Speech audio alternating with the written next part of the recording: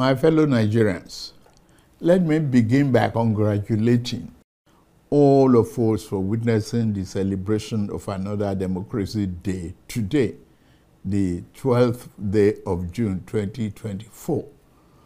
This year also marks our nation's 25 years of uninterrupted democratic governance.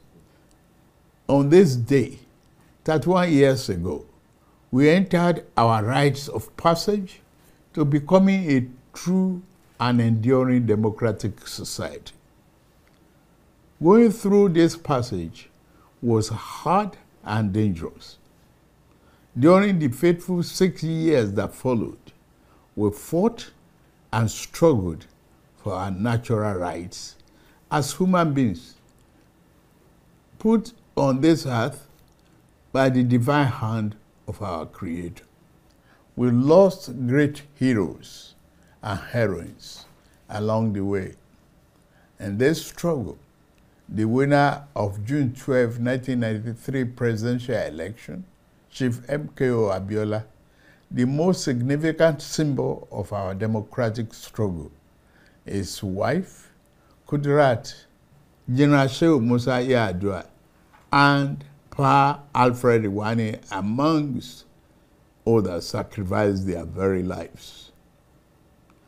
They bravely surrendered their fortunes so that our nation might have a better one.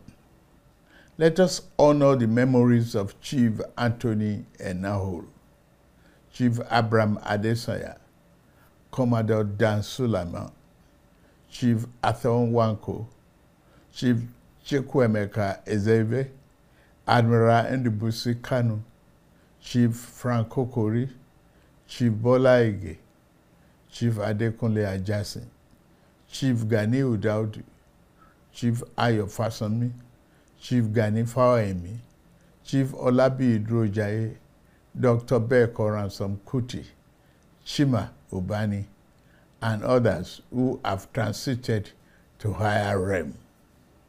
The sacrifices of General Alani Akinriyade, Professor Bolaji Akinyemi, Professor Wole Soyinka, Chief Rab Obioha, Chief Colonels Adebayo, among many others, should never be forgotten. For at least 6 years, they bore the pain and difficulties of life in exile. While the exiled pro-democracy activists kept the fire burning, their comrades at home sustained the pressure on military leadership. Among the latter are Olisa Agbakoba, Femi Falana, Abdul Oro, Senator Shehu Sani, Governor Ubasani, Chief Olufalaye, and other National Democratic Coalition leaders such as Chief Ayo Adebanjo and Chief Ayo Okpadokun. The sacrifices they made and the precious gift brought about by their selfless devotion can never be repaid nor forgotten. We could not have won the battle against dictatorship without the irrepressible Nigerian journalists who mounted the barricades along with the pro-democracy activists. We celebrate them today, along with their media establishments, such as The Punch, The Guardian, National Concord, Tribune, The News and Tempo, and Tel magazines. The undemocratic government of the day proscribed these media establishments and jailed their journalists for standing for free speech and civil liberties and the sanctity of the June 12 elections. Despite the leather might of the authoritarian government, what appeared to be high and unyielding walls of dictatorship came tumbling down. The dismal fortress exists no longer. The power of an idea, the power of the people proved more potent than all the guns, the munitions, and the threat of the strong men. The nation exited the yoke of dictatorship in 1999 to become the most populous democracy on African soil, the beacon of democratic self-determination for the black race and one of the largest democracies in the world. This change stands as a pivotal moment in human history. From this change, we shall never turn, nor shall annals of mankind's progress forget the sublime meaning of this great moment. Today, 25 years later, we celebrate the silver anniversary of our journey in democracy. We have studied the course. Democracy is neither a foreign nor abstract concept devoid of real-life meaning for us. Neither can we afford to reduce or minimize it to being nothing but the mere holding of periodic elections where one candidate and party outdo another. While elections attract democratic attention, they are but one aspect of democracy. Democracy is a way of life that encompasses a broad outlook of which elections are but a part.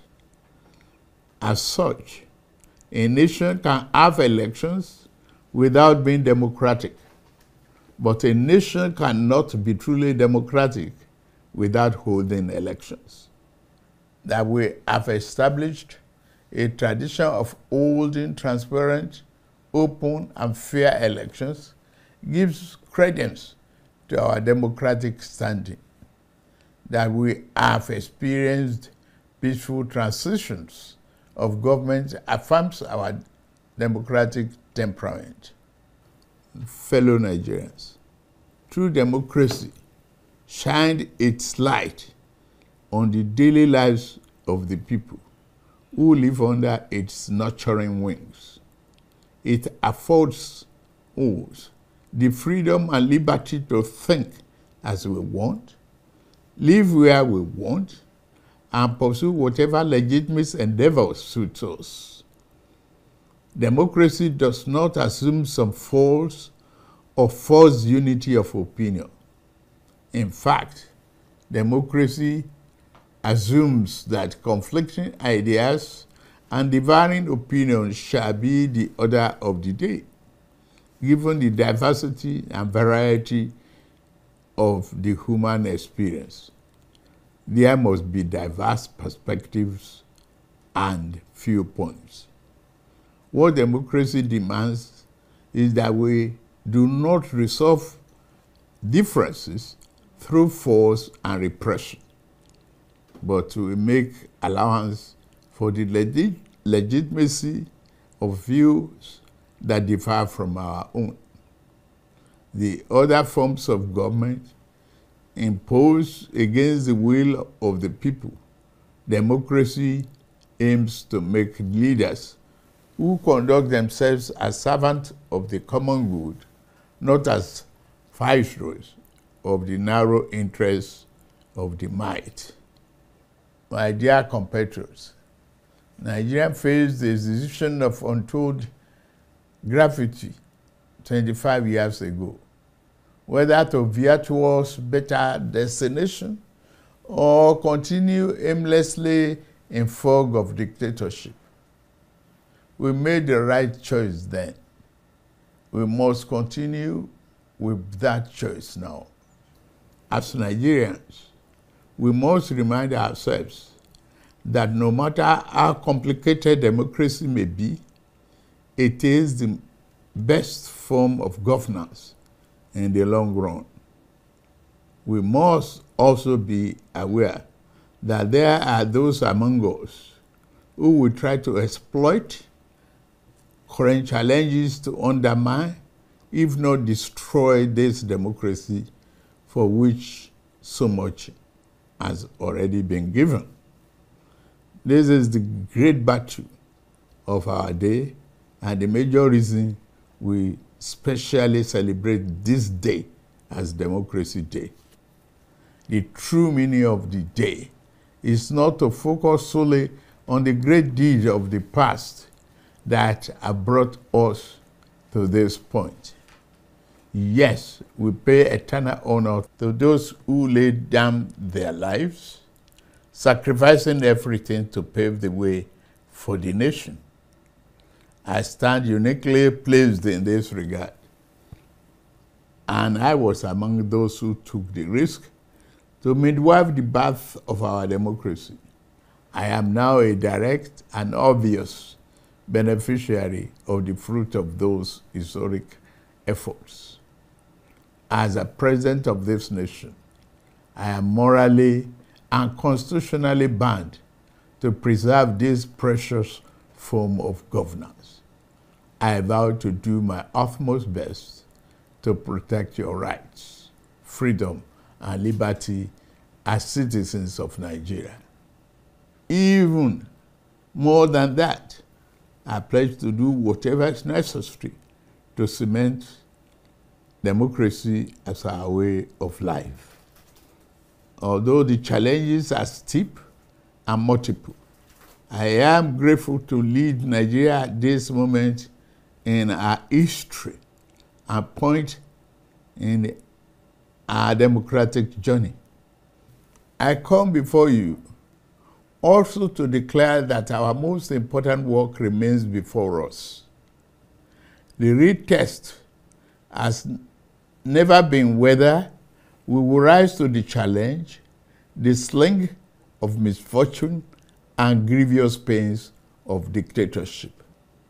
The real test is whether we shall lower our guards and fail to defend democracy as the shadow of despotism and its evident physical danger fade.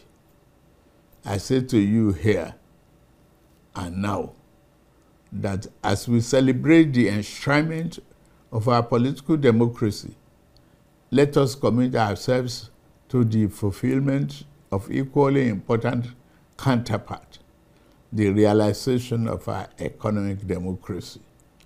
I understand the economic difficulties we face as a nation right now. Our economy has been in desperate need of reform for decades. It has been unbalanced because it was built on the flawed foundations and over-reliance on revenue from exploitation of oil. The reforms we have initiated are intended to create a stronger, better foundation for future growth. There is no doubt that the reform has occasioned hardship. I feel your pains.